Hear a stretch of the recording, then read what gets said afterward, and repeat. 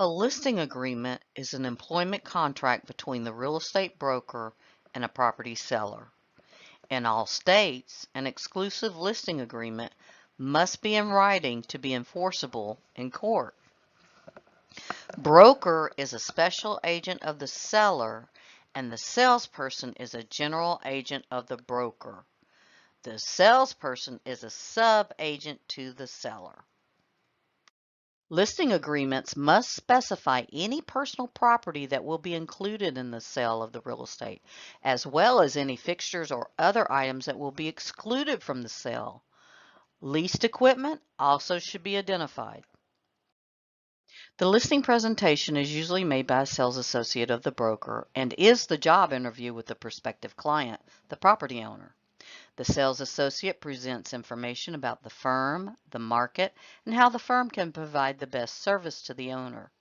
The sales associate also makes a comparative market analysis known as a CMA to help the seller have a realistic idea of the price range in which the subject property falls. Both sales associate and property owners should be clear on their expectations before agreeing to a listing.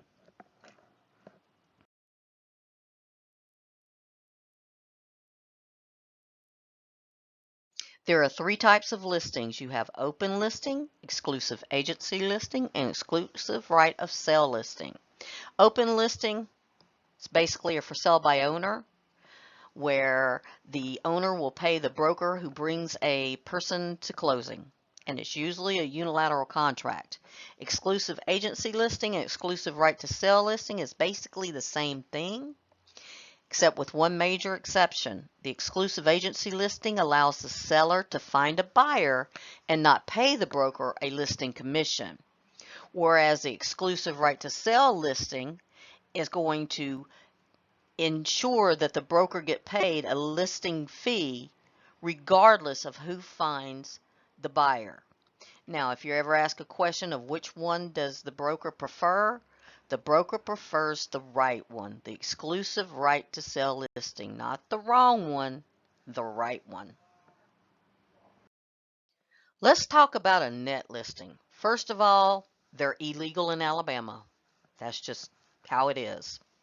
Now, a net listing could be taken on an open, exclusive agency, or exclusive right to sell. And this is where the broker retains the proceed in excess of the seller's net. Termination of the seller's agreement. The agreement purpose was fulfilled. The term expires. The property is destroyed. Title to the property is transferred by operation of law, bankruptcy. The broker and the seller agree to end the agreement. Either the broker or the seller breaches the contract, or either party dies or becomes incapacitated.